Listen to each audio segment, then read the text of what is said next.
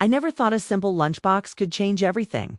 It was just another Tuesday when my daughter-in-law accidentally sent me my son's lunch. I opened it, expecting maybe a sandwich or an apple, and what I found made my blood run cold. At first, I could not believe my eyes.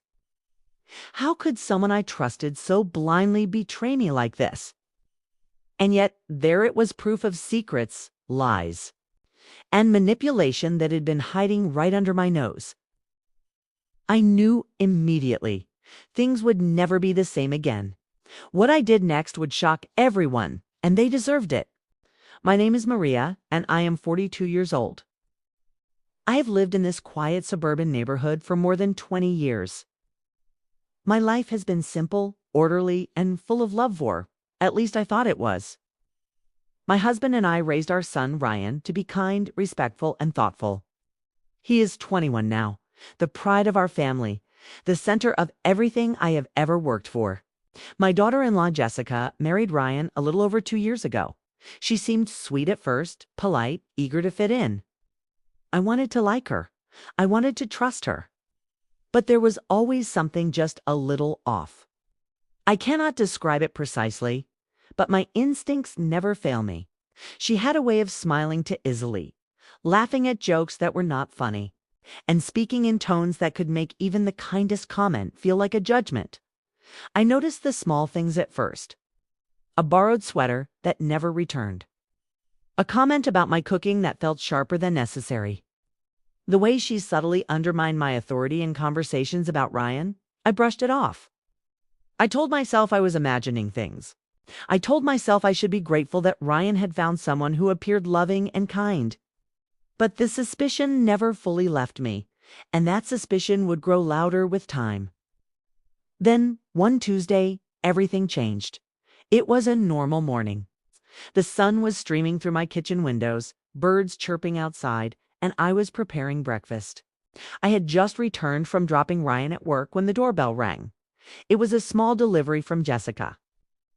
She had accidentally sent me Ryan's lunchbox, she explained. I thanked her, smiling politely, and placed the box on the counter. I opened it. What I found inside made me freeze. I did not expect anything more than a sandwich or a snack, but instead, there it was. A note folded neatly in a way that made my blood run cold. It was not addressed to me, but it contained information that I should never have seen. Secrets about Ryan, about Jessica, about plans that I had been kept completely in the dark about. My heart pounded in my chest. I felt a chill run down my spine. How long had this been happening? How much had I missed while pretending everything was perfect? I looked around the kitchen, the quiet of the morning suddenly feeling heavy and suffocating. I remembered every small incident, every subtle slight, every moment I had shrugged off. They all began to make sense. Nothing had been accidental. Nothing had been innocent. Jessica had been manipulating, lying, and scheming right under my nose. I could feel the anger building inside me, sharp and precise, but so was the fear. I did not know how deep this went. And yet, even in that moment, I knew one thing for certain. I could not ignore this. I could not let her get away with it. She had crossed a line, and she had done it in the most careless way possible. There was a storm coming, and it would start with this lunchbox. I could feel the tension coil inside me like a spring, waiting to snap. Something in my chest told me that this was only the beginning. I had always believed in kindness, in patience, in giving people the benefit of the doubt. But now I understood that some mistakes, some betrayals, were not meant to be forgiven. Some secrets demanded exposure. And I knew that I would see this through, no matter the cost. If you have ever felt betrayed by someone you loved or trusted, hit that like button and subscribe. This story is not just about a mistake, it is about discovering the truth, standing your ground, and delivering justice in the most satisfying way. After discovering the note in the lunchbox, I could not stop thinking about Jessica. Every time I saw her, I noticed something new, some subtle manipulation or sly comment that previously would have seemed harmless. She had perfected the art of invisibility, hiding her intentions behind polite smiles and laughter that did not reach her eyes. I could see now that those small slights, the borrowed things, the sharp remarks, they were all calculated. She wanted to control the narrative, to make everyone see her as the innocent one, while she quietly undermined me. It was not just about me. She was reshaping Ryan's world. I saw it in the way he sometimes hesitated before speaking, how he seemed uncertain about decisions he once made confidently. Jessica had begun to isolate him from his family subtly, making her opinions the only ones that mattered. I could feel a mix of anger and helplessness tightening in my chest every time I watched them together. I wanted to intervene, but I knew that if I acted rashly, I would only give her more power. One evening, I caught her smiling at something on her phone that she quickly hid when I glanced over. I felt a jolt in my chest.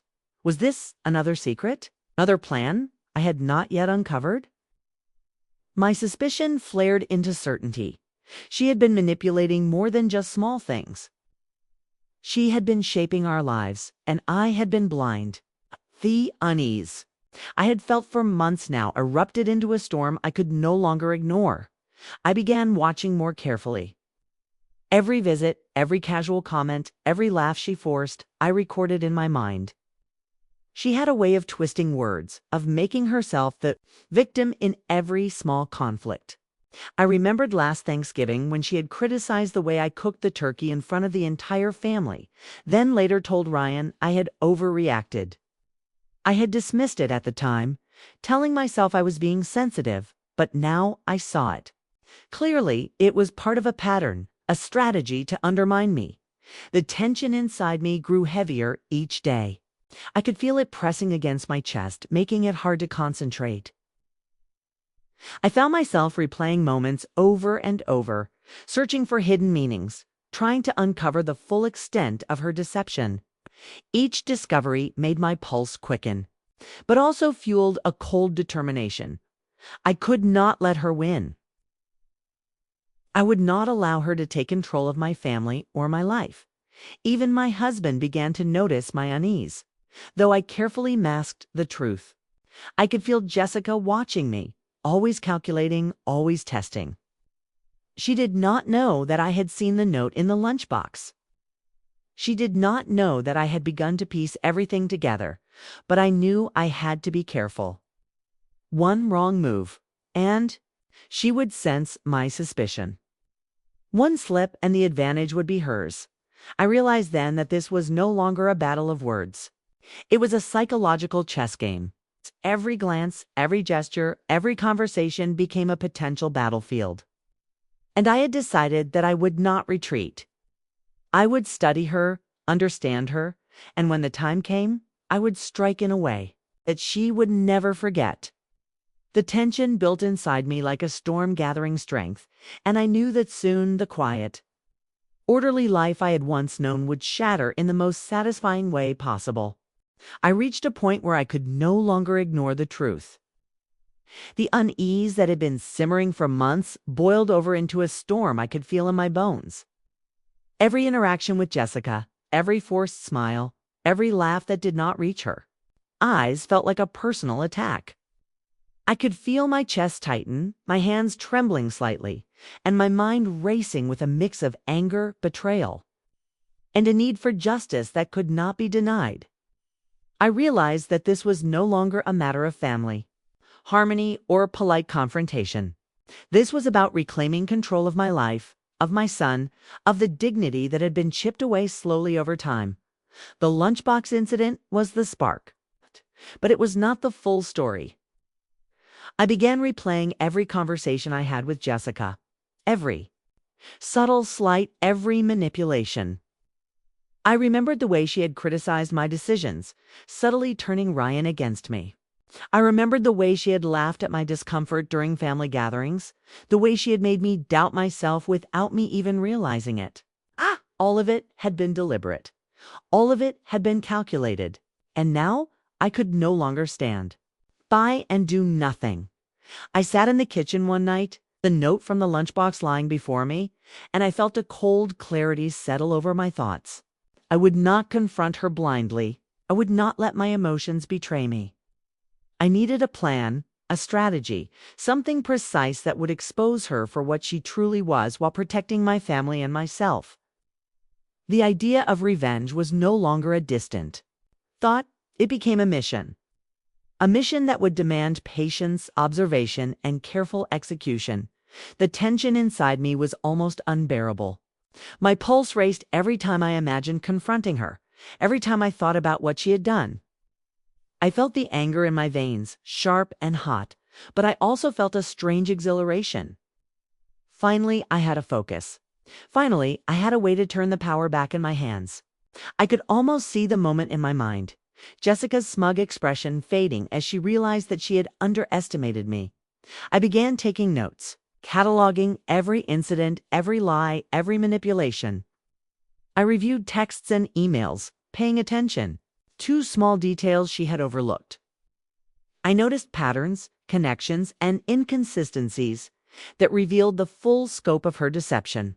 Each discovery fueled my resolve. I knew exactly how I would expose her. I knew exactly how I would ensure that she could not twist the story or escape the consequences. And yet, there was a fear beneath it all, a fear that I could fail. That my carefully constructed plan might unravel before it had even begun. That fear sharpened my focus. It made me meticulous. It made me ruthless in my calculations. I would not allow her to see me sweat, to see me falter. I would be calm, composed, untouchable. I closed my eyes and imagined the end. I imagined the moment when the truth would hit her like a hammer, when her carefully curated image would crumble, and when my family would see her for what she truly was. The anticipation made my stomach churn, a mixture of adrenaline, fear, and satisfaction. I knew that this was only the beginning. The storm was gathering, and soon it would break. And when it did, everything she had built on lies would fall. And I would stand at the center of it, finally free, finally vindicated, finally in control. I moved quietly after that night, like someone who had learned how to breathe without making a sound. My plan did not begin with confrontation. It began with observation. I watched Jessica the way a hunter watches the wind, patient, careful, noting every shift in her behavior. I listened more than I spoke. I smiled when she smiled. I nodded when she talked. And all the while, I collected pieces of the truth she believed were invisible. I started with the simplest thing: documentation. I saved messages. I took screenshots. I wrote dates and times in a small notebook I kept hidden inside an old recipe book she would never touch. Every casual comment, every subtle manipulation, every contradiction became part of a growing pattern. It felt strange, turning my own home into a place of quiet investigation, but the clarity it gave me was powerful. I was no longer confused. I was prepared. Jessica grew bolder, unaware that her confidence was her weakness. She complained about me in thinly veiled jokes, planting seeds of doubt in Ryan's mind while pretending to be supportive. I watched her eyes when she spoke. Always darted, always measuring reactions. She was testing boundaries, seeing how far she could push without being questioned. And each time she pushed, she gave me more proof. One afternoon, I overheard her on the phone in the hallway. Her voice was low, controlled, but rushed. She was explaining something that did not align with the story she had told me earlier. That morning, my heart pounded as I stood still, barely breathing, absorbing every word. That was when I knew I had enough to build something devastating. She had contradicted herself too clearly this time. I began setting small traps, nothing obvious, just subtle questions that forced her to choose between lies. I asked her about dates she could not remember. I brought up details she had previously twisted. Each time, she hesitated for a fraction of a second. That hesitation was everything. It told me she was scrambling. It told me I was getting closer. At night, I planned in my mind how it would unfold. I imagined the moment she realized she had lost control. I imagined the silence that would follow when the truth became undeniable. That image gave me strength. It made the fear fade and replaced it with something sharper, something steady, I decided the exposure had to be undeniable and witnessed. Not chaotic, not emotional, clean, precise. I would present facts, not accusations. I would let her words collapse under their own weight. The people she believed she had manipulated would see her for who she truly was. The final piece came when I asked her to help me organize some old documents. She agreed too quickly, eager to appear helpful. As she sorted papers, I watched her closely. When she came across something she recognized, her hands froze for just a moment. It was subtle, but it was there. That was the moment I knew she remembered. Every lie she had told. I smiled gently and thanked her. Inside, my pulse thundered. I had what I needed. The pieces were aligned. The plan was simple, but devastating. I would bring the family together under the pretense of clarity and honesty. I would present timelines, messages, and her own contradictions. I would let her respond because she would try to defend herself. And in doing so, she would expose herself even more. Every step felt like walking across thin ice, but I did not hesitate. The risk was worth it. The justice would be worth it. As I prepared, I felt a strange calm settle over me. The chaos was no longer inside me. It was waiting outside, ready to unfold. Jessica still believed she was untouchable. She still believed she was in control. She had no idea how carefully I had built this moment. The day had arrived. I gathered the family in the living room under the guise of discussing plans for an upcoming gathering. The room was quiet, sunlight filtering softly through the curtains, casting long, lazy shadows across the floor. Jessica arrived first, smiling that practiced smile, unaware that every move, every word, every expression would soon be used against her. My heart beat steadily, but inside it thrummed with anticipation, a mix of fear and exhilaration. This was the moment I had waited for, planned for, lived for. I began calmly, speaking in measured tones, recounting moments that had puzzled us before, small inconsistencies that had never been fully explained. My voice did not waver. I spoke slowly, deliberately, letting each sentence hang in the air, giving weight to every word. Jessica shifted in her seat, her smile faltering slightly. Just enough for me to notice. I presented the first piece of evidence. Messages she had sent, contradictions that revealed manipulation and lies. The atmosphere changed instantly. I could see the color drain from her face, eyes widened, hands clenching in her lap. She opened her mouth, but no words came. I paused deliberately, letting the silence do the work. Every eye in the room was on her, and the tension was almost unbearable. Then I moved to the second piece. Subtle manipulations she had performed over months. Details of the ways she had undermined me and attempted to isolate Ryan from the family. Each revelation landed with impact, each one a blow to her carefully constructed image. She tried to interrupt, tried to twist the narrative, but the evidence was precise, undeniable. Her voice trembled as she attempted to speak, and I could hear the strain in every word. The third piece was the lunchbox note, the original spark that had started this storm. I unfolded it slowly, deliberately, letting everyone see the handwriting, the contents, the betrayal contained within it. Jessica froze completely. Her breathing quickened, shallow and uneven. I could see panic flicker across her features. A wild, desperate realization that she was cornered, exposed, completely powerless. I did not raise my voice. I did not shout. I let the truth speak for itself. Every sentence, every piece of evidence, every moment of hesitation and contradiction was amplified by the silence that followed. The room felt heavy, each second stretching, thick with tension. Jessica's facade crumbled before my eyes, layer by layer. Her shoulders sagged, her carefully maintained composure shattered. She tried to defend herself, but I had anticipated her every move. There was no escape. When the final piece fell into place, I saw it, the spark of recognition in Ryan's eyes. the dawning understanding across the faces of my husband and other family members. Jessica's smugness was gone. The power she had held for so long evaporated in that room, leaving her exposed, vulnerable, and humiliated. I could feel a wave of triumph wash over me, heavy and satisfying. Relief mingled with exhilaration.